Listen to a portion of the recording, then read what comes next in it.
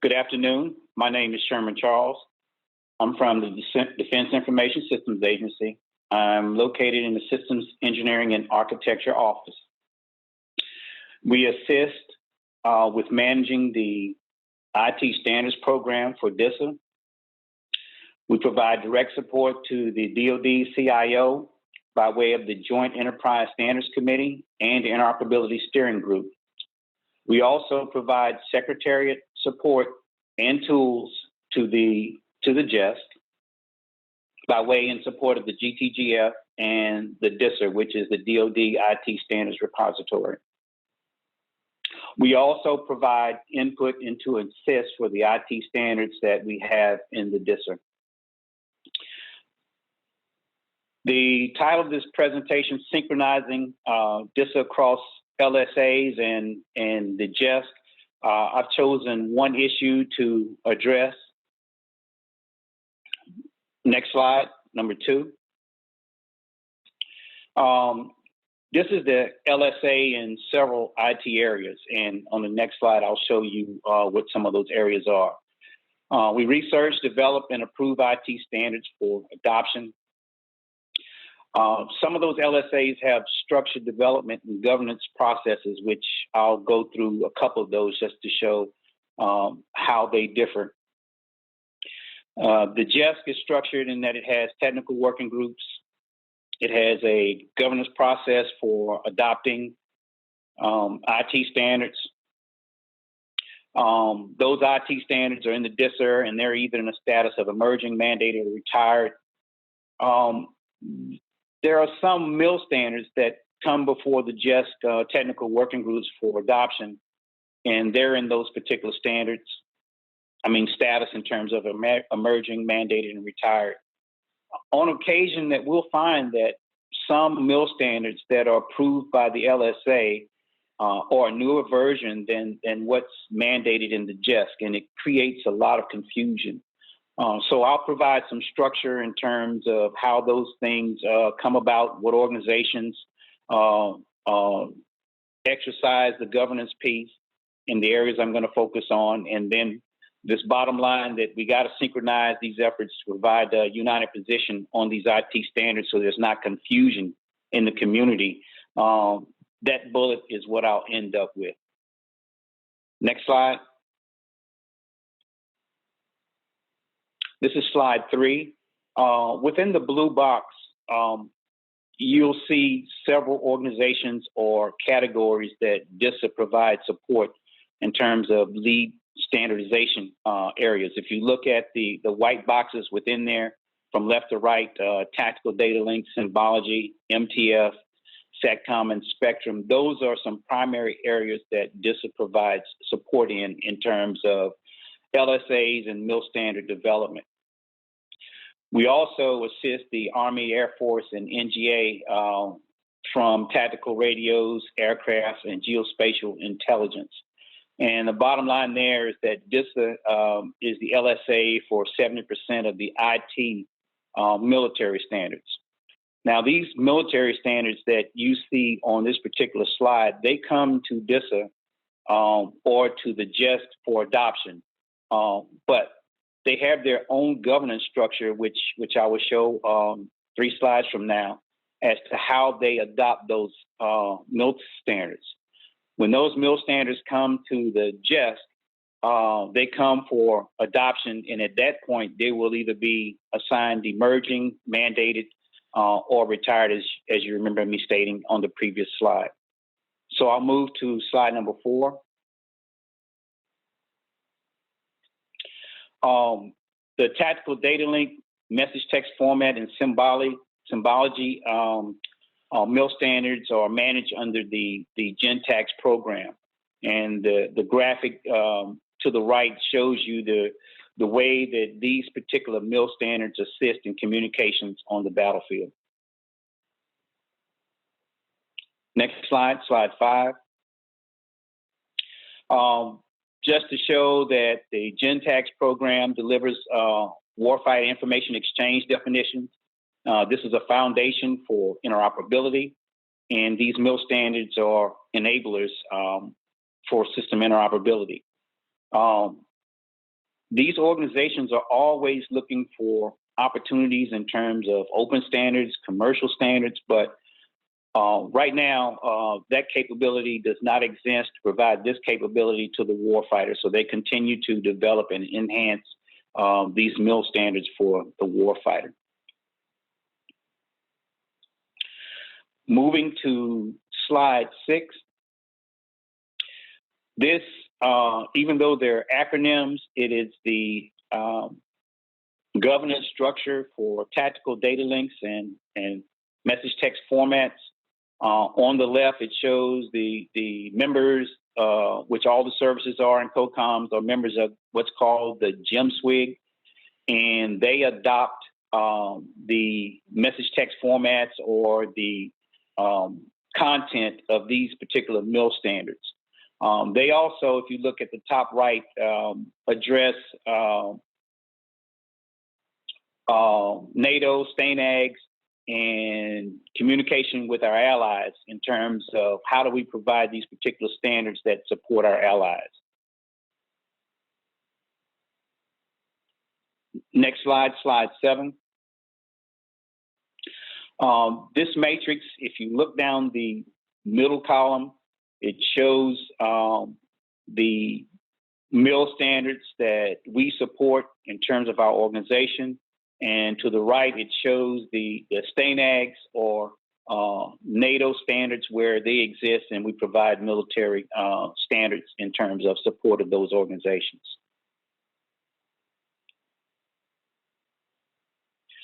Moving to slide 8. Okay, so I showed you the governance structure for MIL standards as they have an executive agent that supports those MIL standards.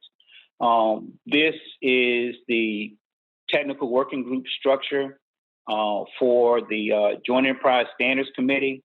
And what I've done is highlighted under the technical working group, air, land, sea, and space, where the SATCOM, the tactical military messaging, and military symbology come for adoption.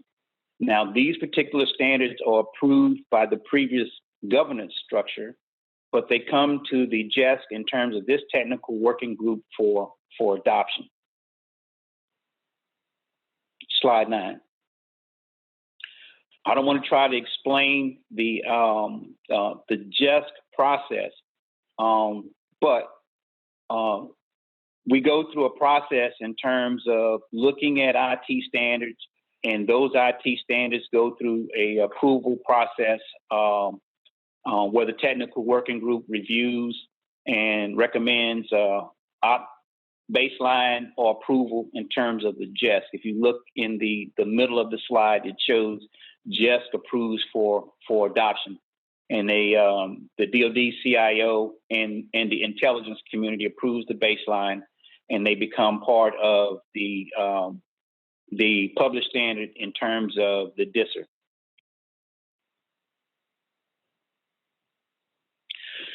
Moving to slide 10.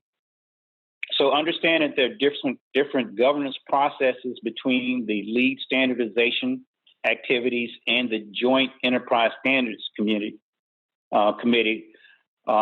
We need to bring these two together to make sure that we're synchronized and that we don't have an IT standard that's in assist with one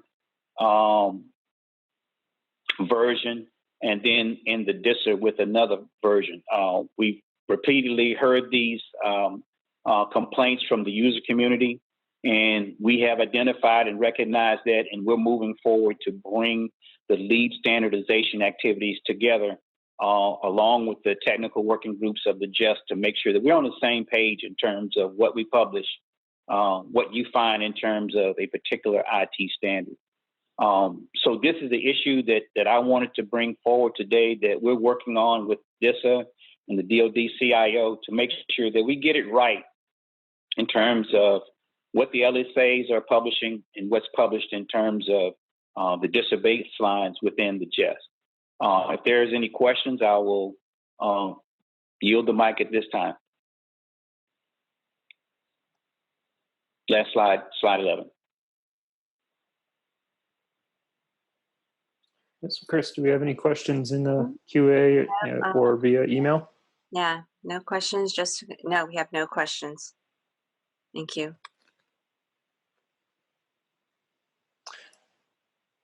All right. Thank you to our standardization executives from the defense agencies. Again, each agency and service within the DoD has a standardization executive on the Defense Standardization Council, or if they don't have a direct representative, Ms. Pissell, as the Defense Standardization Executive, serves that function for them. And each of them also have DEPSOs, or Departmental Standardization Officers. If you are working on a standards issue within your service or agency, or want to work with your DEPSO and you're not sure who that is, please reach out to DSPO and we'll make sure you get connected with your appropriate representative. Hey, this is Andrew Meehan. Would you mind if I asked a question of the group? Sure, go right ahead. We have some time. I didn't send the email. I apologize. I am wondering, one of the common themes that I'm hearing, not just in private conversations that I have with the services and their standardization offices and programs that are going on, and I think we've heard it a little bit yesterday. I think people are touching on it here and there, but not directly saying it today, is the issue of sort of manpower, right? And getting folks at differing levels to understand the importance of this program from a different perspective. I think I know in the past it's been looked at as just another program, but the intense importance of this program cannot be overstated.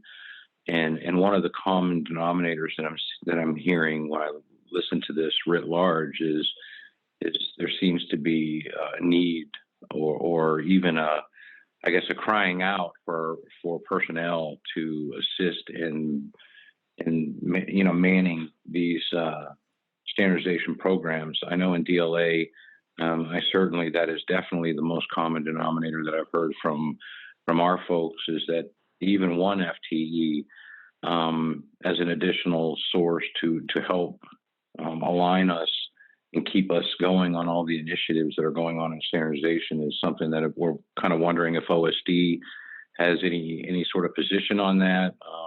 Is there maybe a top-down push we can start with some of the senior leadership? And I guess I would ask that question of someone from OSD in the standardization program. Is that something that you're hearing or considering or thinking about? So as you heard Ms. Pissell state yesterday during her keynote, we are always proponents of involvement in standardization activities, specifically the non-government standards development organizations. As far as I think the policy exists today. We've not initiated another push along those lines recently, but just would continue the drumbeat that we as government have to participate in standards development. I think it was Ms. Pissell that mentioned that it's often the government representation that's lacking in standards development organization technical committees. So hope that's not a complete non-answer, but the policy exists. It of course is a challenge to then implement and carve out the time. That's why we need leader support across the services and agencies to just highlight the importance and encourage participation where they can. Over. Do any of the other executives? Yes, go ahead. I would say we are looking for a couple of chairs for a couple of our technical working groups. It's most of the people that are working part-time, either as chairman or members of these technical working groups, and we have a couple of them that are lacking in terms of chairman. So We're looking across DISA and across DOD to find 2 people to chair these particular committees. We have to have the subject matter expertise to continue to go through the process in terms of supporting and adopting and researching technical standards. They both look at commercial standards and they look at military standards that are within their domain. So it is very difficult to keep the subject matter expertise. We have 12 technical working groups, and we have 2 of them that we are trying to assign new twig chairs for, to make sure that we meet the requirements that's demanded upon us in terms of IT standards. So yeah, most of these people are working part-time, and they continue to be dedicated and committed to producing the standards for the IT community. But it's tough keeping them on if they move on to something else, and then we have to get another person to ramp up and chair that particular technical working group. Over.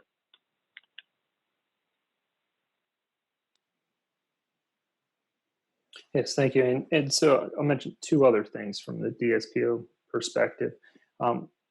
One, you've heard us talk about training. We had a training session this morning, so we want to continue to provide the training and education resources for you to help replace the expertise within your organizations. So we will continue to do that. And if you have any suggestions on topics or other content that we should address, please send those to us. Now, shifting gears, the other thing I wanted to note about DoD participation in standards development, as we talk about great power competition, we should be aware that our strategic competitors are, particularly China, is ramping up their participation in international non-government standards development. And so we need to maintain a seat at the table to maintain U.S. competitiveness and relevance within the standards that are being developed. I'm sure we'll hear more from that in some of our later panels.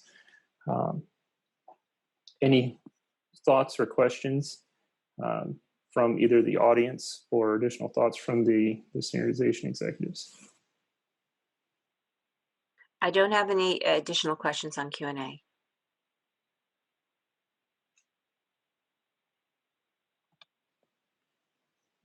Okay, now I'll just mention one other thing then to kind of tag on to Mr. Charles' presentation. He mentioned link between the assist and DISR. I think Deputy Tasha Beckman may address this a little bit more in our DSP office tools session later this afternoon. So I don't want to steal her thunder, but we are working together with the CIO and DISA to establish a federation between DISR and assist that will help facilitate access to standards and clear up some of the differences between the roles that the DISR as a registry serves from the assist as a repository of standardization documents. So with that, unless any last minute questions have been entered in the Q&A tool or received via email, I'd like to take... Okay, I got a couple more. You left the window open. So the first question I just got is, I am curious in general about the process of finding subject matter experts.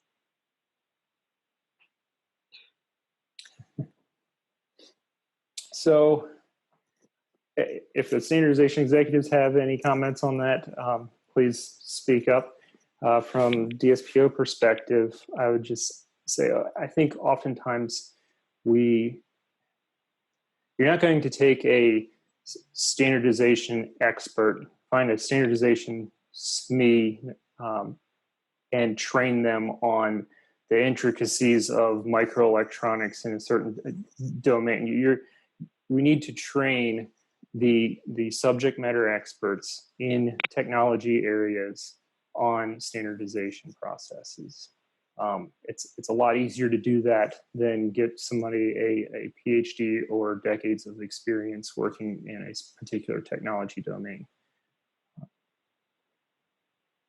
So for us, we have a lot of domain experts in the different technologies, and we don't ask them necessarily to write standards. We just get their opinions. So typically you start with whoever requested it, and then you work out from there to try and find appropriate subject matter experts. Additionally, we have on our council experts from across the agency, so we just ask them who they would like to have us confer with. This is Sherman Charles, DISA. We have what's called a Chief Engineers Panel within DISA.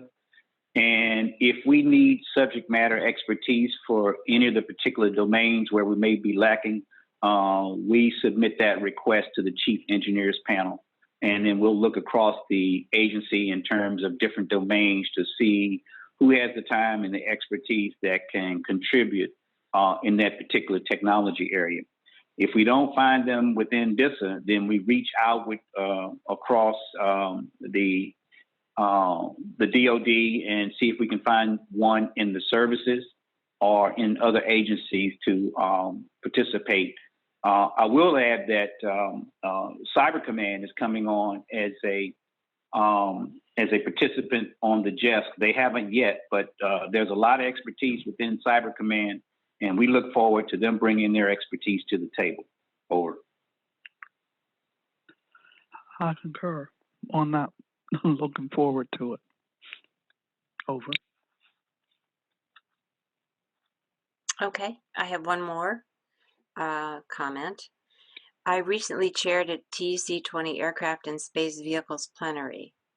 We need considerable U.S. support there with the U.S. tag, and it seems most all of the aerospace industry from other regions is there.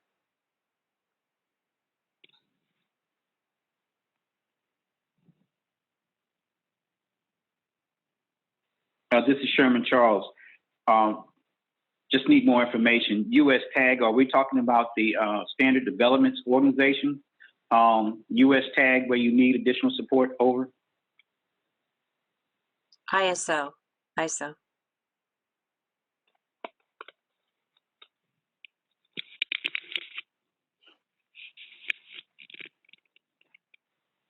I would say follow up with me, get my information, send me an email, and we'll see who is representing the DoD in terms of that membership with that Standard Development Organization, and we'll see how we can provide some assist. Over.